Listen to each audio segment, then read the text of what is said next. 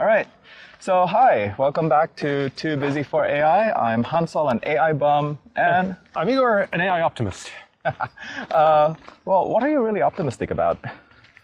I just can't wait for how much better the world's going to be with AI. There's so much drudgery in today's world, and they'll be able to take care of it.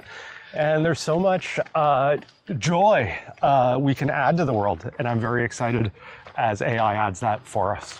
Well, today's topic might put a little damper on that because I was reading earlier this year, I think in March, about how there was this guy who had spent something like 6 weeks or 3 months or something out of Toronto, and he initially started out by asking questions about math, and then he became convinced while he was interacting with ChatGPT that he had found and invented a new kind of math and that this was going to be a national security issue. And he went around trying to contact government entities, trying to contact the Pentagon, all that kind of stuff, until eventually somebody kind of snapped him out of it. Somebody goes, hey, this isn't real, man. You're delusional. There's no such thing like this. And I think I might be completely making this up, but I think an actual mathematician walked him through it and showed him why his quote-unquote breakthrough new math invention is really not real. So today's topic really kind of has to do with that aspect of what's called AI delusion or AI psychosis. But before that, what's our takeaway for today? I think our takeaway might be trust but verify. Just because the AI tells you you're brilliant, you may not be. Okay. Well, I think my takeaway for today is that AI is great for picking up new things, for getting new information, for being a rubber duck, really. But at the end of the day, you kind of want to verify with an actual human and go, hey, Igor, am I just completely delusional here? Absolutely. Yeah, cool. Well, and that's why we have both me and Igor here, because we kind of keep each other in check.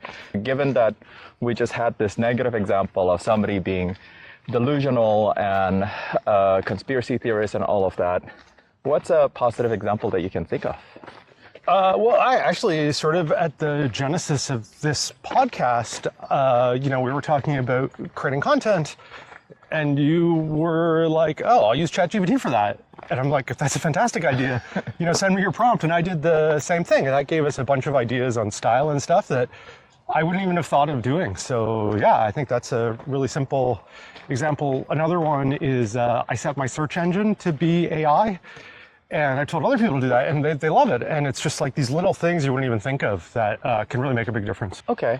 Well, let's come back to this AI psychosis thing.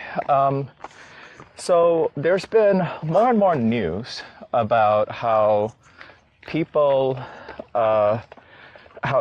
it's basically kind of like the way my wife puts it, AI is the new Big Brother is watching you. Big Brother's got you, and trust me, don't trust anybody else kind of situation. And it's giving a lot of fuel to people who have conspiracy theories or who have self-delusions, and it's becoming kind of a problem over this past year. Well, I have a very different take on this, which is when we say AI psychosis, well, you missed the point. The word psychosis is not new. We just stuck AI on the front of this. So I think if you go back, there's always been people that have sort of become delusional. There's always challenges. Calling out, I heard this great podcast that talked about people freaking out when they use the word sudden death, because there's a group of people that are sort of anti-vaccine. They use the keyword sudden death, and suddenly someone posts an obituary and there's like hundreds of people that come in and say, oh my gosh, this is because of the COVID vaccine. And it's like the person might not even have taken the COVID vaccine, but there's just this thing which I could definitely call, or I would qualify as psychosis, that this behavior is happening. True or not, just doing that on someone's obituary, oh my gosh, that certainly qualifies for me as psychosis, and I don't think this has anything to do with the AI. So Okay. I think you just stuck the word AI on the front of that, and yeah. Well, I think that's a little unfair. Let's dig into it a little bit more then. I think I agree with you that people have had delusions and psychosis for a while, but I think the key difference here is that historically, I think you were the one who told me this, historically, people need someone else to reinforce that psychosis, maybe a cult, maybe someone who's too enabling and so on. Whereas now with AI, they basically have access to 24/7 to something that can self-reinforce that psychosis or delusion at any time. And also, when it comes to humans reinforcing that psychosis or delusion, they tend to be somewhat limited in terms of time or in terms of knowledge, but now you have this AI that is always available and feels very omniscient, like it knows everything. So I think this comes back to where I started. To the biggest value of AI to me is, I can talk through these things. I can work through my ideas, and I've said exactly that, right? It's 24/7. No one would talk to me for that long. So I think you now have this tool that can help you sort of reason. And now if you have, maybe a mental illness and, it's got you on a bad path, this can help accelerate that. So I do buy that. But I think this isn't new. For example, take two different religions. One says you should do A, one says you should do B. You get really into A and it just puts you on that path. You get really into B, it puts you on that path. Which one should be right? I don't know. Okay. Well, I guess I'll wrap up with another story that's more personal to me. Do you know the story behind Too Busy for AI and how that name came about? I don't. Okay, cool. So, you and I had talked about creating a podcast, and so I wanted to figure out a name that resonates with people, that's catchy. But then there was this concept that really stuck in my head, which was the cobbler's children does not have any shoes. And the idea was this kind of unfairness. The cobbler children, the person who makes shoes, who fixes shoes for people, their children should have shoes, right? That's what they do as a living day to day. So there's this idea of almost unfairness, injustice, and I wanted to bring something like that to AI as a theme for our episodes. Anyway, so I ran through a bunch of ideas on all the main models that I use. So ChatGPT, Claude, Gemini, used all three of them, brainstormed hundreds of potential names, and most of them were pretty bad.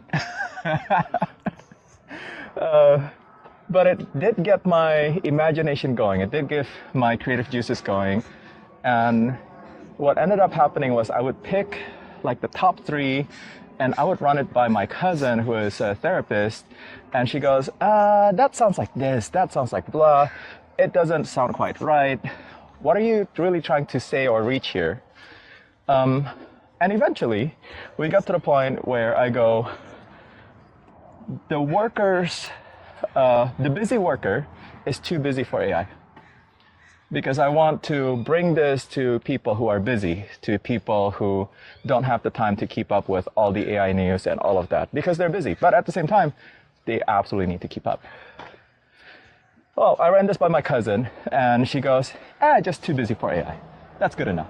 And I'm like, okay, sure, that works. And I think that kind of ties back to our takeaway, which is, my takeaway at least, which is that AI is great for brainstorming, for rubber ducking, bouncing off ideas. But at the end of the day, we still need that kind of human element to kind of double check and make sure that we're doing the right thing. I completely agree with that. Cool. Well, so what do you think should be the call to action for our busy listeners here? Well, maybe let's try one of the antidotes, which why don't you talk to AI and get it to convince you of something you know is absolutely false. Get it to, convince you that the Earth is flat, which, sidebar, I think we all think it's obvious that it's not flat, but I do not think it's obvious that it's not flat. Interesting. Okay.